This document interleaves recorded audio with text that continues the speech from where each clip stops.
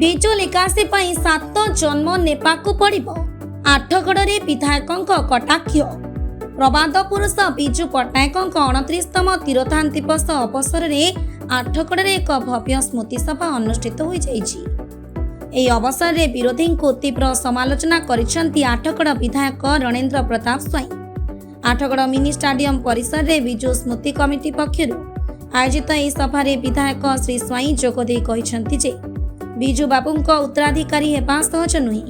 ଯେଉଁମାନେ ସମାଜରେ ଅସହାୟଙ୍କ ଦୁଃଖ ବୁଝିପାରନ୍ତି ନାହିଁ ସେମାନେ କେବେ ବି ବିଜୁ ବାବୁଙ୍କ ଲିଗାସୀ ହୋଇପାରିବେ ନାହିଁ। ଏଥିପାଇଁ 7 ଜନ୍ମ ନେବାକୁ ପଡ଼ିବ। କାର୍ଯ୍ୟକ୍ରମରେ ବ୍ଲକ ସଭାପତି ରବୀନ୍ଦ୍ରନାଥ ରାଉତଙ୍କ ସଭାପତିତ୍ୱରେ ମୁଖ୍ୟ ବକ୍ତା ଭାବେ ଅଧ୍ୟାପକ ଡକ୍ଟର ନାରାୟଣ ପଣ୍ଡା ଓ ବହୁ ଦଳୀୟ କର୍ମୀ ଉପସ୍ଥିତ ଥିଲେ। ଏହି ଅବସରରେ କୃତି ଛାତ୍ରଛାତ୍ରୀ ଓ ପୁରାତନ ଜନପ୍ରତିନିଧିଙ୍କୁ ସମ୍ବର୍ଦ୍ଧିତ କରାଯିବା ସହ ବିଜୁ ବାବୁଙ୍କ ଜୀବନୀ ଉପରେ ଏକ ଭିଡିଓ ପ୍ରଦର୍ଶିତ ହୋଇଥିଲା। ବିଜୁ ବାବୁଙ୍କ ନୀତି ଓ ଆଦର୍ଶରେ ଗଠିତ ଏହି ସଭା ଆଜି ସ୍ଥାନୀୟ ଅଞ୍ଚଳରେ ଚର୍ଚ୍ଚାର ବିଷୟ ପାଲଟିଛି।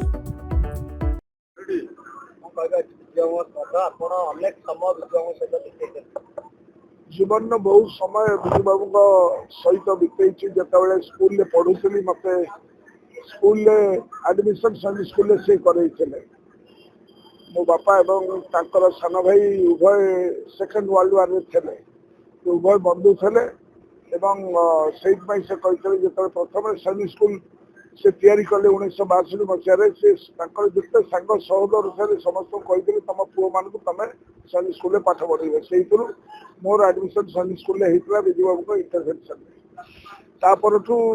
सहित माने गोटे पारिवारिक संपर्क कटक आदर्श साहस कार्यक्रम अनुसरण करके कार्यक्रम रहीचु राजनीति सी आजिका दिन है गोटे दिन एप्रिल 17 जो कि चंद्रशेखर जी की पूर्वतन प्रधानमंत्री थे जन्म तिथि किंतु एप्रिल 17 है तिरोधान तिथि आमर विजु पट्टनायक ये दुईटा जाक प्रासंगिक मो कारण चंद्रशेखर सहित मु कन्याकुमारी दिल्ली पर्यंत राजघाट पर्यंत चली चली आसी 6 मास जनवरी 1 1983 रु जून 25 1983 सी गोटे जीवन गोटे माने एते अनुभव एवं एभली गोटे एक्सपीरियंस जाको केबे भूली हेबन से भाव में विजु बाबू सहित दीर्घ दिन संपर्क एवं स्कूल लाइफ रू आरंभ कर गोटे आइडल हिसाब से आम देखीलु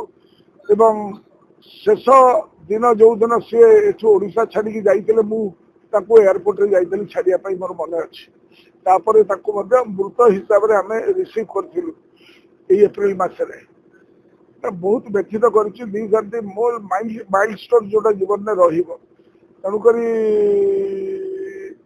ये गोटे एभली एक्सपीरियंस कही हम ना संगे जी चली जानी से जान के स्नेह स्नेही ममता मुझे जानी जिते सी सहित कलिंग रथ पछरे बसी आम सब जाऊ से छात्र नेता बलांगीर सका राति 4:30 उठिना बुलती और 5टा बेले जन बुढ़ी सागर कथबार्ता कर कथबार्ता होते कौन तू केते टका पाउछ से 10 टका 7 टका 6 टका एमती पाउले विजु बाबू फेरला बेले मुझे पचारि जो 10 पल्ला आम टपिलु फेरला बेले मुझे पचारि आप कौन से बुढ़ी सहित कथबार्ता करते ये उड़ौला से केते पाउछ मुझे जानूँ मुझे मुख्यमंत्री हुए तू देखू कौन करी से कथा मुझे जो एमएलए हेली मोर तो केवल एमएलए होबार स्वप्न नाला किंतु जो एमएलए हेली से दिन मुझे देखिली से प्रथम जड़े लोक जी की शपथ पाठ कले और शपथ पाठ करके सीधा सड़क सेक्रेटेरिएट गले प्रथम दस्खत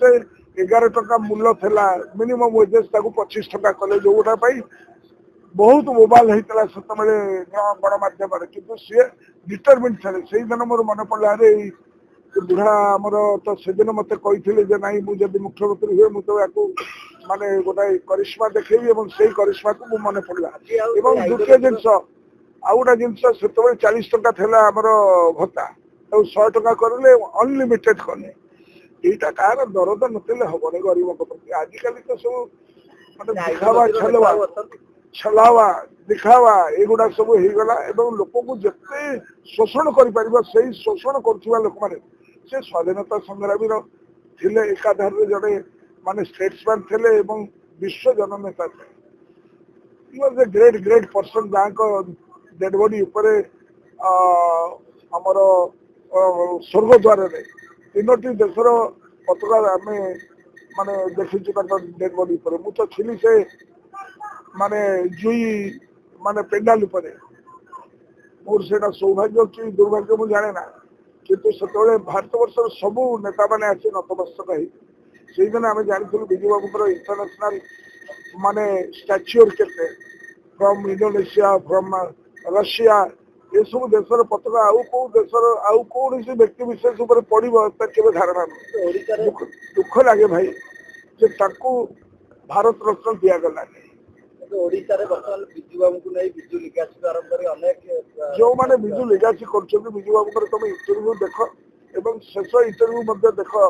ପାର୍ଲାମେଣ୍ଟରେ ସେ କ'ଣ କହିଛନ୍ତି, ତାଙ୍କ ଭାଷଣ କ'ଣ କହିଛନ୍ତି ଶେଷ ଭାଷଣ, ଏବଂ ତାଙ୍କର ଯୋଉ ଇଣ୍ଟରଭ୍ୟୁ ଦେଇଛନ୍ତି ଯୋଉଟା ଅଶୋକ ବାବୁ ଇଣ୍ଟରଭ୍ୟୁ ନେଇଥିଲେ ଜଷ୍ଟ ମାନେ କିଛି ଦିନ ପୂର୍ବରୁ ସେ ଦିଲ୍ଲୀ ଯିବା ଆଗରୁ, ସେତେବେଳେ ସେ କହିଛନ୍ତି ଯେ କୋଉମାନେ କାମ କରୁଛନ୍ତି ଏବଂ କୋଉମାନେ କାମ ନ କରୁଛନ୍ତି। ସେ କହିଛନ୍ତି ଦେଖ ମୁଁ ଥାଇପାରେ ନଥାଇପାରେ, କିନ୍ତୁ ଏ ଧରିତ୍ରୀ ଥବ, ଏ ପୃଥିବୀ ଥବ, ଏ ଓଡ଼ିଶା ଥବ 1000 ବର୍ଷ ପରେ। ତେଣୁ ମନକୁ ଛୋଟ କରିବା ମାନେ ଓଡ଼ିଶାକୁ ବଡ଼ କରିବା, ଏ ଜାତିକୁ ଆଗକୁ ନେବା। ତ ଖାରବେଳଙ୍କର ଯୋଉ ମାନେ ଆଇଡିଆ ଥିଲା, ଖାରବେଳଙ୍କର ଯୋଉ ସମର୍ପଣ ଥିଲା, ସେଇ କଥାକୁ ସେ ସବୁବେଳେ ମନେ ପକାନ୍ତି। ସେଭଳି ଲୋକ ଆଉ ଜନ୍ମ ହେବେନି। ତାଙ୍କର ଲିଗାସି ନେବା ପାଇଁ ହେଲେ 7 ଜନ୍ମ ଲୋକଙ୍କୁ ନେବା ପାଇଁ ପଡ଼ିବ। କିନ୍ତୁ ତାଙ୍କ ପଦାଙ୍କ ଅନୁସରଣ କରୁଥିବା ଲୋକମାନେ ଝୁଣ୍ଟି ପଡୁଥିବା ଲୋକଙ୍କୁ ଯଦି ଆହା ପଦେ କହିବାର ତାଙ୍କ ମନରେ ଦରଦ ନାହିଁ, ସେ ବିଜୁ ପଟ୍ଟନାୟକଙ୍କର କେବେ ଲିଗାସିକୁ ସେମାନେ ମାନେ ଉତ୍ତରାଧିକାରୀ ହେଇପାରିବନି, ଅପହରଣକାରୀ ହେଇପାରନ୍ତି। ବୁଝିପାରିଲେ ହୃଦୟରେ ଥିବା କଟକରେ ବର୍ତ୍ତମାନ ବିଜୁ ବାବୁଙ୍କ ନାଁ କେମିତି ଆଗକୁ ବଢିବ ସମସ୍ତେ କେହି ଛାଡ଼ିକି ଯାଇପାରିବ, ଲୋକେ ଛାଡ଼ିକି ଯାଇପାରିବେନି। Individual May B corrupt, mass is never corrupt. ଓଡ଼ିଶାର ମାସ୍ କେବେ ତାଙ୍କୁ ଭୁଲିବେ ନାହିଁ। ଯେଭଳି ଭାବରେ ତାଙ୍କୁ ଅପମାନିତ କରିବା ପାଇଁ କିଛି ଲୋକ ଚେଷ୍ଟା କଲେ, ସାରା ବିଶ୍ୱରେ ତାକୁ ବିରୋଧ କରାଗଲା, ସାରା ଭାରତ ବର୍ଷରେ ବିରୋଧ କରାଗଲା, ପାର୍ଲାମେଣ୍ଟରେ ଏବଂ ପାର୍ଲାମେଣ୍ଟ ବାହାରେ ଜାତି ଧର୍ମ ଦଳ ବର୍ଣ୍ଣ ନିର୍ବିଶେଷରେ ସମସ୍ତେ ବିରୋଧ କଲେ। Biju Babu is above all this things. ତେଣୁ ତାକୁ ଆଣିକିନା ଅଲଗା ମାନଙ୍କୁ we are mortals, he is immortal। ଆଠଗଡ଼ରୁ ନୃସିଂହ ରାଉତଙ୍କ ରିପୋର୍ଟ, ହର୍ଷିକା ମିଡ଼ିଆ।